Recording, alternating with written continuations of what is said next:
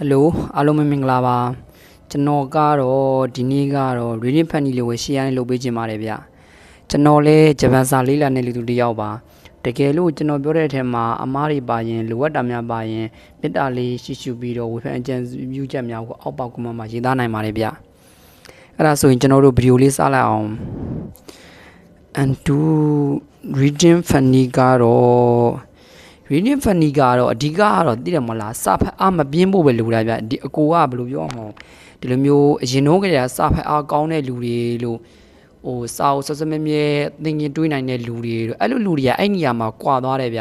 ဒီစာကြီးကငါတော့စိတ်မရှိတော့ပါဘူးဆိုပြန်ပြီးတော့ဖျက်လိုက်တာမျိုးဆိုရင်တော့အဆင်မပြေဘူးဗျအဲ့ဒါဆိုရင်တော့ခန်းကြီးတွေလည်းရှုပ်တာအဆင်မပြေတော့ဖတ်မချင်တော့ဘူးဆိုအဲ့နေရာမှာကွာသွားပြီဗျဒါကျွန်တော်ကအရင်ပြပြထားပါဗျအဲ့ဒါဆိုရင် reading ဖတ်မှဆိုဟုတ်ပြီနံပါတ်1ကမေကုန်းရင်ဖတ်မေကုန်းရင်ထပ်ပြီးတော့အဖေကဗာပေးထားတယ်အဲ့ဒါသိချာကြည့်မေကုန်းရင်စာရေးစီကဘာဆိုလိုတာတော့ဘာပြောချင်တာတော့ဟုတ်ပြီဒါဆိုမြင်းသားထားတာမြင်းသားထားတဲ့စကားလုံးတွေပိုင်းရှေ့မြင်းသားထားတဲ့စကားလုံးတွေစာပဲရှေ့နောက်ကိုကျန်တာကိုမကြည့်နဲ့ကျွန်တော်ပြောချင်တာက okay ဟုတ်ပြီဒီမဲ့နံပါတ်1ကိုဖတ်ပြမယ်ဗျာဟီယိုကန်တော့ယောနာမိုနိုတိုဝါဒိုယီမိုနိုဒက်မိုယိုမိုနိုကဖော်ပြခြင်းတဲ့အကြောင်းအရာတွေကဒိုယီမိုနိုဘလို့အဓိပ္ပာယ်တော့နဲ့ဟီယိုခါနော်မိုတိုနီနာလူမိုနိုနိဗ္ဗာန်ဝစံကူနီနာလူတဲ့စကုဟင်စံဘဝ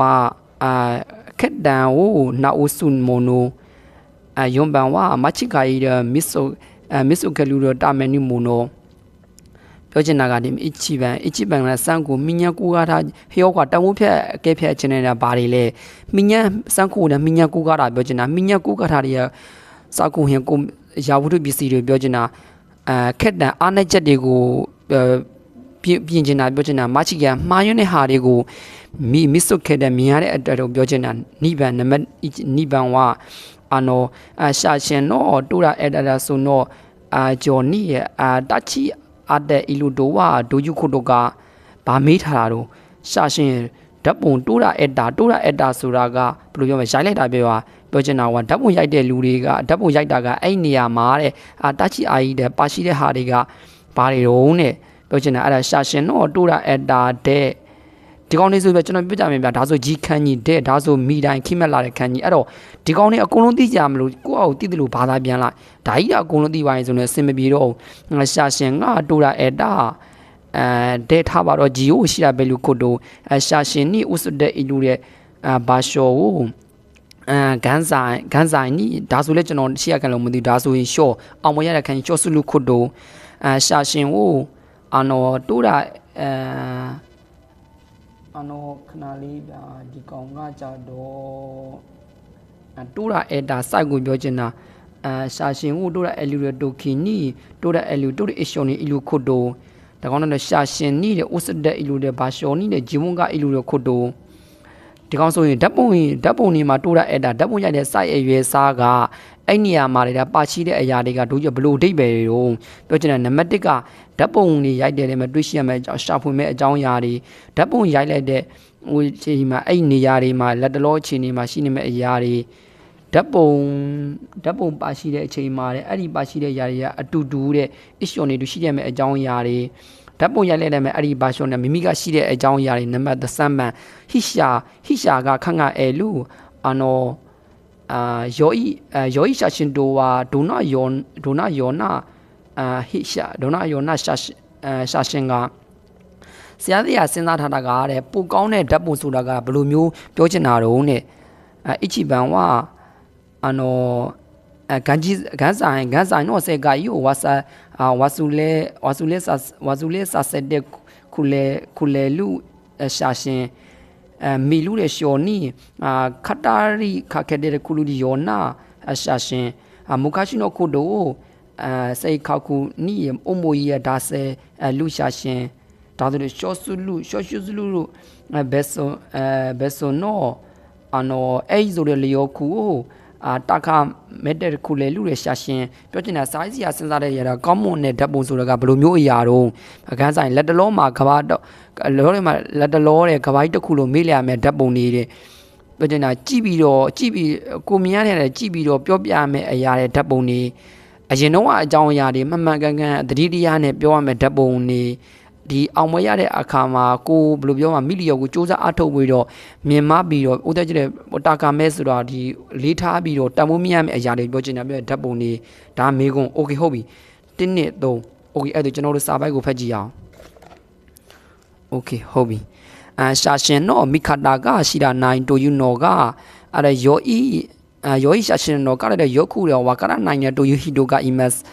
စာကိုဟင်ကိုဟန်ဒဆူလူနော်နီတဲ့နာနီကဟေယောကန်နော်ယောနာမူနော်ကအတဲ့အဲ့ဒါဆိုတဲ့ဦးအတတဲ့ရလဲပါအဲ့ဒါဂျီဘုံနော်ရှာရှင်နော်ယောရှိရဲ့အာရှိကဝါကလူနော်တဲ့ဝါနိုင်ခါတိုယူနော်ဒက်အဲ့အပန်တဲ့ခီနီတဲ့ဂျီဘုံကတဲ့မိတာအဲ့ဒါမူနော်ဟီတိုနီတဲ့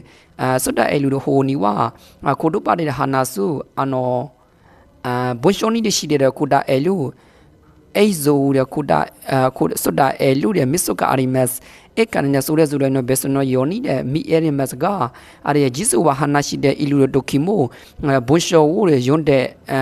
အီလူတဲ့ဒိုကီမိုအတမနောနခာနိုင်ယူဝါဆိုနော်နန်ယောကအဲ့ဇိုလူရှိတဲ့ဥခန်တဲ့အီမတ်အဲ့ဇိုဝါဟာနာရတဲ့ဘွန်ရှောဟာနာရတဲ့ဘွန်ရှောနော်နိုင်ယောကဟေယောကန်ကဝါခါလူတဲ့ယောနီနေဆိုလေတဲ့အဲ့ဒါဆုကီတို့ဝါခါတဲ့အီလူတဲ့ယူကီမတ်ခိုတိုဘာတဲ့ဟာနာရှိတဲ့အီလူတဲ့ဒိုကီမိုဘုံပူတဲ့ယွန်းတဲ့အီလူတဲ့ဒိုကီမိုအဲ့ဇိုဒီမှာနံပါတ်1တစ်လေးတဲ့ဒီဘက်မှာ3 4မျိုးရှိတယ်အဲ့လေးကူလေးတွေလည်းဖတ်ထက်ပေါ်လှုပ်ထားဖို့ဗျမသိလဲပါမျိုးဒီဘက်ကဟာကိုကြည့်လိုက်ဒါဆိုခန်းလန့်ပတ်သက်ဆက်နေတဲ့ခန်းစုထင်မြင်36ကိုပေါ်ချင်နေရတယ်တော့ခန်းလန့်တော့အလူတော့ခိုတိုအုံမိုဤရဲ့ဥခဘဲလူတော့ခိုတိုဒါဆိုခန်းရှော့ကိုထိထိခန်းစားမှုတဲ့နိတက်ဖူလဲတာရီဟာတာနိတဲ့အဲ့ဒါဖူလဲတာရီရှိတာတိုကီနိုအိုနာဂျီခန်ဂျီ sorry ခန်ဂျီနိဆုကီမိုတိုဒါဆိုလဲကျွန်တော်လည်းမသိတော့ဒီဘက်ကပဲဒါဆိုနာဂါဆာအရှိနာဂါဆာတို့ဟာပါဒါခဲနောဟီလိုကာရီအဂျီမိုရီဆိုကဲမိုနာဒါကျွန်တော်ဒီမဲ့သူ့ရဲ့ဒီဘက်ပဲစွမလာနာပြင်းညင်းဦးရကောင်းတော့ဒါလေးတွေသိထားမှအဆင်ပြေမှာစွမလာပြင်းညင်းဦးရကောင်းတော့ဝါလဲဝါဆူလဲတော့ဝါလဲတော့မေဒီဝါလဲကဘာလဲကျွန်တော်လည်းမသိဘူးโอเคဟုတ်ပြီအဲ့ဒါဆိုတော့ဒီဘက်ကိုကြည့်မယ်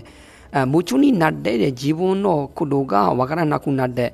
အာယုံစူးစိုက်ပြီးတော့မိမိကိုယ်တိုင်တော့အဲ့ဒါတွေမသိရတဲ့ဟာကိုသူပြောချင်တာโอเคဟုတ်ပြီဒီဘက်ကိုသွားမယ်ဆိုတော့ကတော်လေးနေကအဲ့ဇိုနော်ဆာဆက်တဲ့အီလူနော်ဒက်ဆိုနော်ဂေယာခုဒီကောင်ပြောင်းမြန်ခန်းကြီးဂေယာခုကလည်းရှာရှင်တဲ့ရှာရှင်ဝအဲ့ဇိုခါရာငါနေတဲ့ဘုံပိုးရခုတို့ပါဝအဲ့ဒါခန်းကြီးဆာဆက်တဲ့ခုလဲနော်ဒက်ဟီရှာဝါရှာရှင်ရတဲ့ကောင်တော့ကျွန်တော်မသိဘူးရှာရှင်ရတဲ့ရှင်းပုံနေတဲ့ဇာရှိနော်နခါတဲ့အီနာတို့အုံမိုးဝရှာရှင်နီရတရားတဲ့ဒိုကီမိုအဲ့ဒါဂျီဘုံဝါတဲ့အီမာတဲ့ရှာရှင်ကိုမိတဲ့အီလူနော်တဲဝနိုင်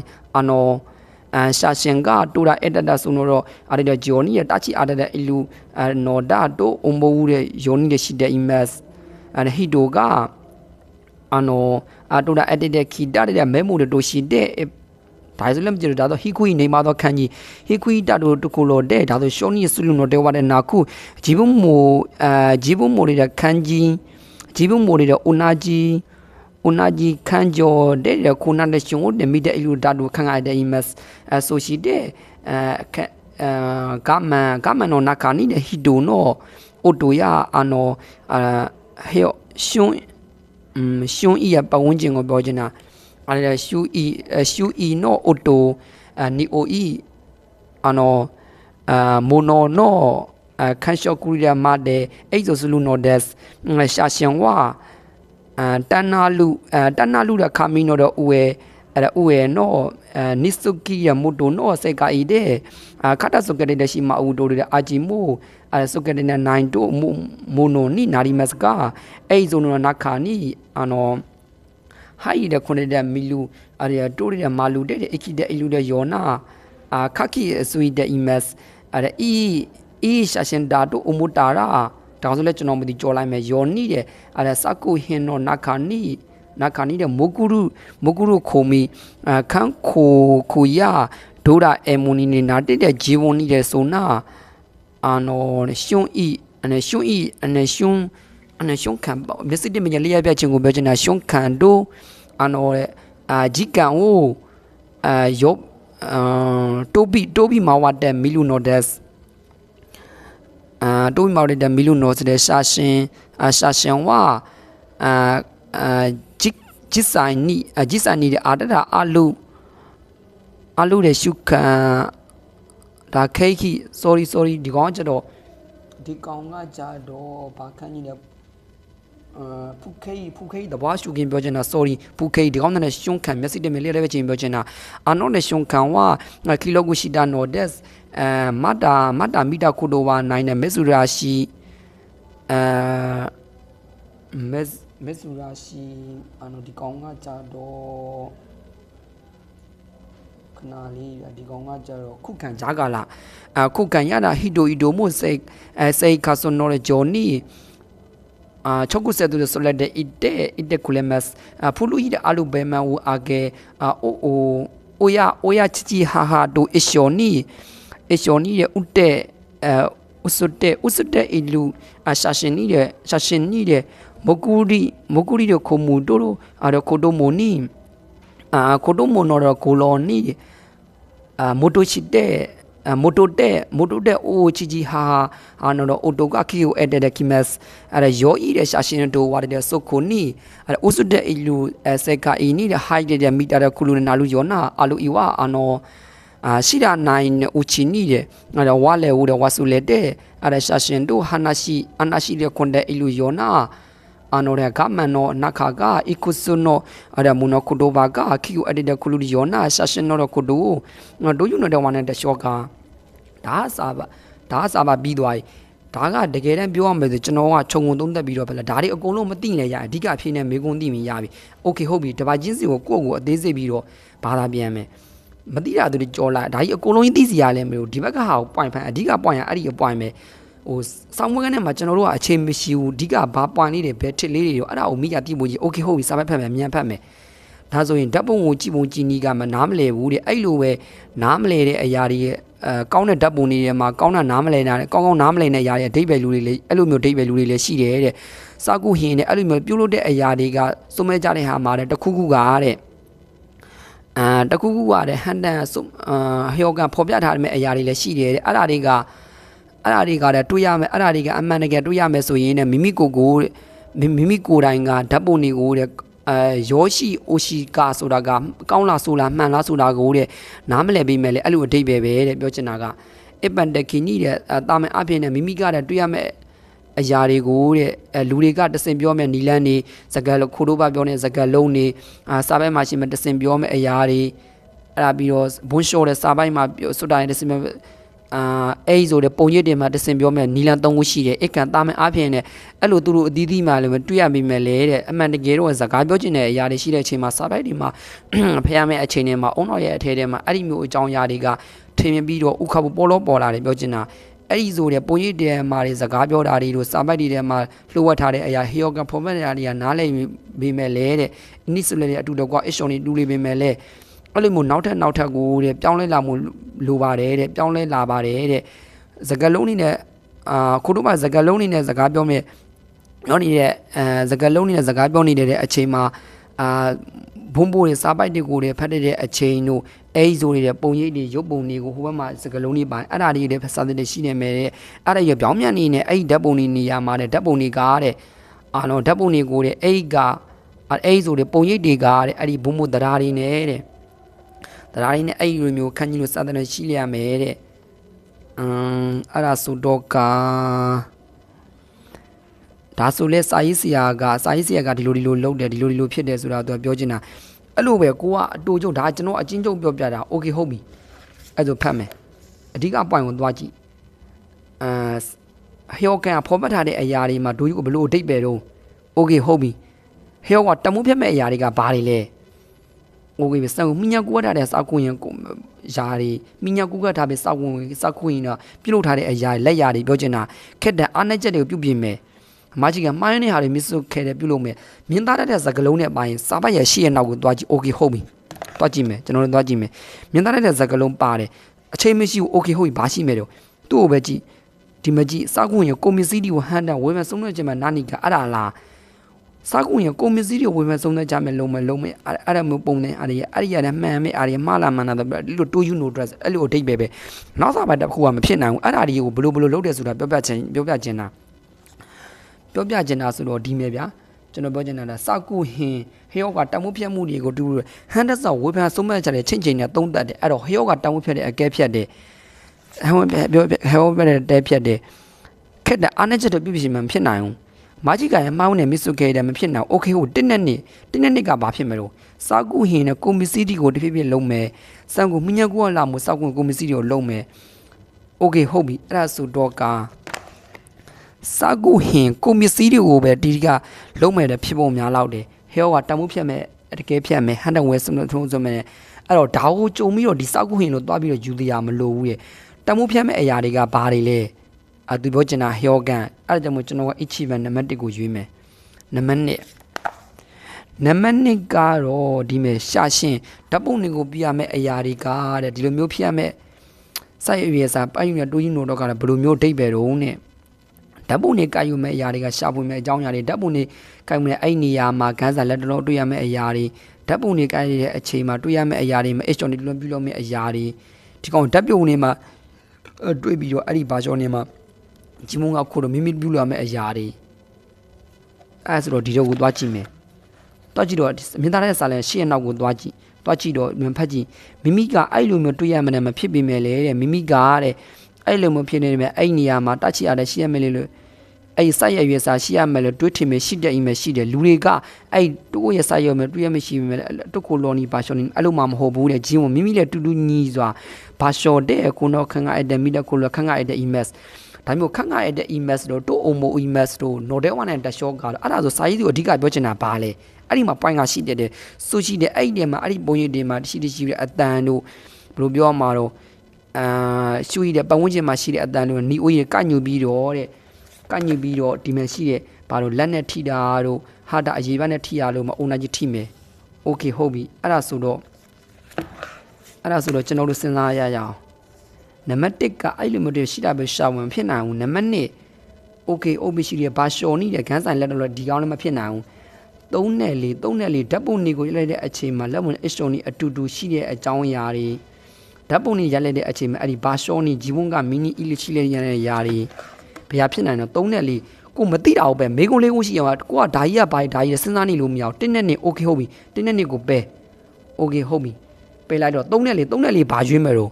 ့စာရင်းတဲ့စဉ်းစားမြန်မာလိုတွေးမယ်ဆိုရင်တော့မှတခါလေးဂျပန်လိုတွေးရမှာရမှာโอเคဟုတ်ပြီဒီနေရာမှာရှိတယ်တွေးထင်မယ်လေရှိတယ်လူတွေကအဲ့လိုမပြောလဲမယ့်အနေနဲ့လေတုတ်ခိုတော့အဲ့နဲ့မဟုတ်ဘူးတဲ့မိမိကအိုနာကြီးတူညီစွာအဲ့ဒီဘာရှော်နီအဲ့နေရာမှာတွေးရမယ်လို့တွေးထင်ခဲ့တယ်တွေးရမယ်လို့ပြောချင်တာသူကအဲ့ဒီအရှော်နီအတူတူရှိရမယ်လို့ပြောချင်တာမဟုတ်ဘူးအဲ့တော့ဓာတ်ပုံရိုက်တဲ့အဲ့ဒီဘာရှော်နီဂျီမုံကမိမိအီလူရှိရမယ်လို့ပြောချင်အရှော်နီတူရှိရမယ်လို့ပြောချင်တာမဟုတ်ဘူးအဲ့တော့ဒီနှစ်ခုတည်းကျွန်တော်ဘာလဲမလို့တဲ့ကျွန်တော်ထားခဲ့လိုက်โอเคဟုတ်ပြီနံပါတ်3ရွေးမယ်စိုင်းစီကစဉ်းစားထားတာကတဲ့ကောင်းတဲ့ဓာတ်ပုံဆိုတာကဘယ်လိုမျိုးအတိတ်ပဲတော့โอเคဟုတ်ပြီဒီဘက်ကိုကြည့်မယ်ကောင်းတဲ့ဓာတ်ပုံဆိုတာကရောဤရဲ့အရှာကျကောင်းတဲ့ဓာတ်ပုံဆိုတာကအဲ့ဒီနေရာမှာကောင်းတဲ့ဓာတ်ပုံဆိုတာကကဘာတဝန်လုံးမှာရှိရတယ်မှာပုံစံနေပဲအလိုကြီးကဒါမှမဟုတ်သို့မဟုတ်ကိုပြောချင်တာ तू ကမတိလိုက်တဲ့အချိန်မှာတဲ့ဝါလို့တော့ဝါဆူလိုက်တဲ့မေးတာတွေကဘာဒီဘက်မှာသွားကြည့်အဲ့ဒီအတိတ်ပဲကဘာတော့ကိုမတိလိုက်တဲ့အချိန်မှာအောင်မစစ်တဲ့မိမိနားမလဲတဲ့အချိန်ကိုပြောချင်တာ तू ကမိမိနားမလဲတဲ့အချိန်မှာမိမိနားမလဲတဲ့အဲ့ဒီရဲ့အဲ့ဒီအချိန်မှာကိုပြောချင်တာမိမိနားမလဲတဲ့အဲ့ဒီရဲ့အချိန်မှာဖြစ်လိုက်တဲ့ဓာတ်ပုံတွေတို့အဲ့ဒါတွေကိုဟာနာရှိတဲ့ခိုးမှုဆိုတာကိုကအဲ့ဒါတွေကိုပြန်ပြီးတော့ပြောပြတာကိုပြောချင်တာလေးစားစိတ်ထဲမှာနည်းကြိုက်ပြောချင်တာကိုပြောချင်တာဟာနာရှိခွန်တဲ့အီလိုအဲ့ဒီပုံစံတွေတဲ့အဲ့ဒါမျိုးပုံစံတွေရဲ့ကာမယ်အဲ့ဒီရဲ့အထဲထဲမှာအိတ်ကိုစဘဏ္ဍကူများအဲ့လိုမျိုးစကားလုံးတွေနဲ့ပြောချင်တဲ့အကြောင်းအရာတွေကဓာတ်ပုံအကြောင်းအရာတွေကရှိနော်တော့အဲ့လိုမဟုတ်ဘူးလားအဲ့တော့စဉ်းစားကြည့်အောင်ဒီဘက်မှာရှိတာမဟုတ်ဘူးလားဆိုတော့ကစိတ်ကိုက်တက်ခိနာကဘာတောင်းလာမေးရမယ်ကျဓာတ်ပုံတွေကြည့်ပြီးတော့တဲ့ဟိရှာနာခတာလို့ပုံပြောမြဲဓာတ်ပုံတွေ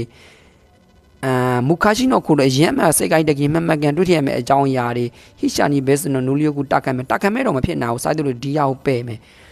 ကဘာတစ်ခုလို့မေးနေလဲကောင်းတဲ့ဓာတ်ပုံမဖြစ်နိုင်ဘူးပဲ့မယ်2နဲ့3ကဘာဖြစ်မလဲโอเคဟုတ်ပြီအထိပ္ပယ်ကိုသွားကြည့်မယ် ကောင်းတဲ့ဓာတ်ပုံဆိုတာပါတယ်ဒီနေရာမှာ तू ကမေ့မယ်လို့ပြောတယ်ပြောပြီးတော့ဒါမှမဟုတ်မသိတဲ့အချိန်မှာအဲ့ဒီမှာမေ့နေတဲ့အရာတွေကဘာတွေလဲတွေ့ပြီးတော့အဲ့ရဓာတ်ပုံကိုပုံပြောပြမယ်โอเคဟုတ်ပြီပုံပြောပြမယ်နှစ်နဲ့3နှစ်ကကျတော့အရင်ကခတ္တလူဆိုပြောပြတယ်ပြန်ပြောပြတဲ့အကြောင်းအရာတွေစောက်ခုရှာရှင်ဓာတ်ပုံတွေမူကာရှိနိုကိုတို့အရင်ကအကြောင်းအရာတွေပြောပြမှန်ကန်ပြောရမယ်အကြောင်းအရာတွေအဲ့ဒီမှာအပေါ်ကစာပိုင်မှာဒီမှာရှိတယ်ဘယ်နေရာမှာလဲဆိုတော့သူပြောချင်တာကဒီနေရာမှာအရင်တုန်းကတဲ့အမှတ်တမ်းနေပြီးတော့ရှူပါထူးဆန်းနဲ့ရှာပါထူးဆန်းနဲ့လူတွေကိုတဲ့နေထိုင်မှုဘဝနဲ့တဲ့အဲ့ဒါတွေကိုတဲ့ဓာတ်ရတန်တယ်ပြီးတော့အရင်တုန်းကအဲဘန်တွေကိုကြည့်ပြီးတော့အဖေဖေနဲ့မေမေနဲ့အတူတူအဲ့လိုမျိုးတက်မွေးအဲ့ကျတော့ဒီဟာကိုလည်းသွားပြီးမြင်တယ်တကယ်တမ်းမဟုတ်ဘူးစာဘက်ကိုကြီးစာဘက်ကဒီကောင်မေးတာဒီကောင်မေးတော့ဒီကောင်သွားအဲ့ဒါကြီးအကုန်လုံးမေးရမယ်အကြောင်းရတယ်ဓာတ်ပုံတက်ကောင်ပြန်ပြီးပြောပြနိုင်ရမှာโอเคဟုတ်ပြီအဲ့ဆိုနံပါတ်3အဲ့ဒါဆို sorry ဟိုကောင်တက်ဟုတ်တယ်ဟိုကောင်တက်ဆိုတော့အကောင်ကနံပါတ်sorry အကောင်ဒီကောင်နံပါတ်1ပြောတာဒီကောင်မဟုတ်ဘူးမူခါချင်းတော့ခုတ်လို့ဆိုဒီကောင်3နဲ့4ကဘာတော့3နဲ့4ကဘာတော့ဆိုတော့ကအတူတူပုံရတဲ့အချိန်မှာအတူတူရှိမယ်ဆိုတော့မဖြစ်နိုင်ဘူးဒီနေရာမှာတိုကီနိုယောနာအိုနာချီဘာရှောနေရာပဲဖြစ်ဖို့များလောက်တယ်တိုကီအချိန်တော့မဖြစ်နိုင်ဘူးတိုကီအချိန်မပါဘူးအဲ့တော့တစ်ခါလေးကျရင်ဒီမှာရှိတဲ့စာပဲထဲမှာရှိတဲ့တူညီတဲ့ဟာကိုလည်းရွေးဒါကိုလည်းကိုစင်တယောက်နဲ့တယောက်စဉ်းစားမှုတွေးခေါ်ညီတော့မတူးပေါ့ဗျာဒါကတော့ကျွန်တော်လည်းအကြံပေးကြည့်တော့ဓာကြီးပိုက်လို့ဓာကြီးပါမယ်လို့လည်းဆိုလိုတာမဟုတ်ဘူးအိုနာချီဘာရှောနေ तू ကနေရာဖြစ်ဖို့များလောက်တယ်ဘာရှောနေဂျီဝန်ကအီမက်အဲ့ဆိုနံပါတ်4တိုကီဒီကအချိန်ကိုပြောချင်တာမဖြစ်နိုင်ဘူးအဲ့ဒါကျွန်တော်တို့အဖြေကိုသွားကြည့်အောင်အဖြေကဒီကောင်ချောပွန်း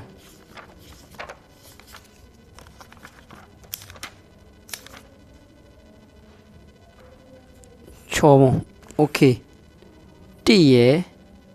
4ရယ်2ရယ်တာချီအို1ရယ်4ရယ်2ရယ်မကြည့်1ရယ်4ရယ်2ရယ်reading အားကောက်ဖတ်အားကောင်းမှုဆိုတာကကိုကအရင်နှုန်းကလေးကလည်းဖတ်တအားကောင်းမှရမှာမဖတ်အားမကောင်းမှုဆိုလေအစင်မပြေနိုင်ဟိုဒီလိုမျိုး N2T reading တွေဖတ်နိုင်ဖို့ 3D reading တွေဖတ်နိုင်ဖို့ဆိုတာကဘယ်လိုမျိုးမှာအောက်ချိတ်မှာခါမြင်နေအပေါ်တိုင်နေပြုတ်ကြမယ်အဲ့တော့တစ်ပစ်တစ်ပင်ကိုပြုစုပြုတ်ထောင်ရတယ်လို့ပေါ့ဗျာဟိုကြားတယ်သလားဟိုဘယ်လိုပြောရမလဲဒီ level တွေရောက်ဖို့ဆိုတာ N3 level ဆိုတာကဟိုဂျပန်အလုပ်လောက်နိုင်တဲ့ level N2 level ဆိုတာကဂျပန်ရဲ့သတင်းစာတွေဖတ်နိုင်တဲ့ level N1 level ဆိုတာဂျပန်ရဲ့ဟို size စာတွေပြုစုနေတယ်အဲ့ကြတော့ကိုကဘယ် level တော့ကိုကိုသုံးသပ်လို့ရတယ်အောင်လက်မှလူတွေကတည်ရမှာ certificate ကိုပဲသွားနေတာရင်းရင်ရှိတယ်မရှိတာကိုမြင်တာမဟုတ်ဘူးရဲ့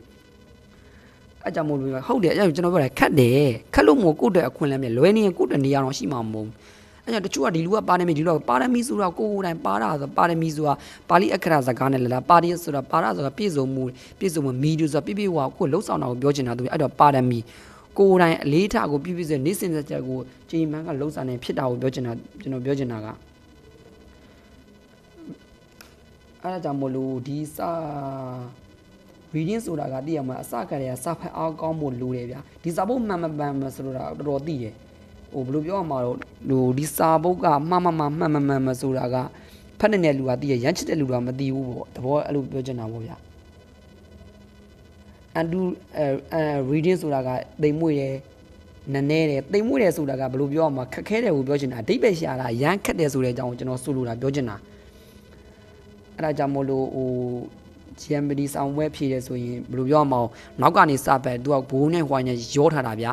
အဲ့ကြောင့်အချိန်မရှိဘူးမိုင်းလည်းဒီပု္ပ္ပစာမသိမှကြော်ပလာဒီစကလုံးနဲ့ကုန်သိစရာမလိုအဓိက point နဲ့ထွတ်တွေသိရင်မေကုန်းကဗာမေးရဖြစ်သုံးကဘာတော့မသိတဲ့မေကုန်းဖဲပယ်ပြီးသားအဲ့လိုမျိုးရွေးတကယ်နဲ့အဲ့လိုမျိုးသွားကျွန်တော်ဆိုခု N2 မှာစာမကြည့်ဘဲနဲ့သွားဖြေတာ reading နဲ့ listening မှာကျွန်တော်အောင်းတယ်ရှေ့ပိုင်းမှာကျွန်တော်ကြားဒါစာမလို့ဘဲနဲ့သွားဖြေရတော့ကျွန်တော်က N3 မှာ9ချိန် reading နတ်တက်မှာက2ချိန် GMD မှာ3ချိန်နတ်တက်ကို3ချိန် GMD က2ချိန်ဆိုတဲ့အကြောင်းမို့ကျွန်တော်က reading မှာတော်တော်လေးကိုအားကောင်းခဲ့တယ် N3 မှာတော်တော်လေးကြည်ခဲ့တဲ့အတွက်ကြောင့်မို့ကျွန်တော် N2 တကယ်စာမလို့ရင်ကျွန်တော်ကအောင်းတယ်အဲ့ဒါကြောင့်မို့လို့ဒီဂျပန်မှာဒီ reading အချိန်လည်းမလာဘူးဖတ်တာအခက်ဆုံးပဲဒါကြောင့်မို့လို့စဉ်းစားနည်းလေးတယောက်နဲ့တယောက်မတူပေါ့ဗျာဒါကကျွန်တော်က share နဲ့ပြန်လဲဝေမျှပေးခြင်းလုပ်တာပါဗျာဒီနေ့တက်ကတော့ဒီဗီဒီယိုဒီလောက်ပါပဲဗျာအားလုံးအတွက်အကျိုးရှိမယ်လို့မျှော်လင့်ပါတယ်ကျွန်တော်ဗီဒီယိုဒီလောက်လေးပဲအဆုံးသတ်လိုက်ပါတော့မယ်ဗျာ နောက်ပြီးတော့မှပြန်လည်ဆုံတွေ့ပါအောင်ပါဗျကျွန်တော်ရဲ့ Facebook page ကိုလည်း like and follow ပါလေလုပ်ပေးခဲ့ကြပါအောင်ဗျခေဝါဒိုကာကိုခုကမာရဲဒက်ဂျာမတာနေဘိုင်ဘိုင်ကျွန်တော်ရဲ့ YouTube channel လေးကိုလည်း like and subscribe လုပ်ပေးကြပါအောင်ဗျကျေးဇူးတင်ပါတယ်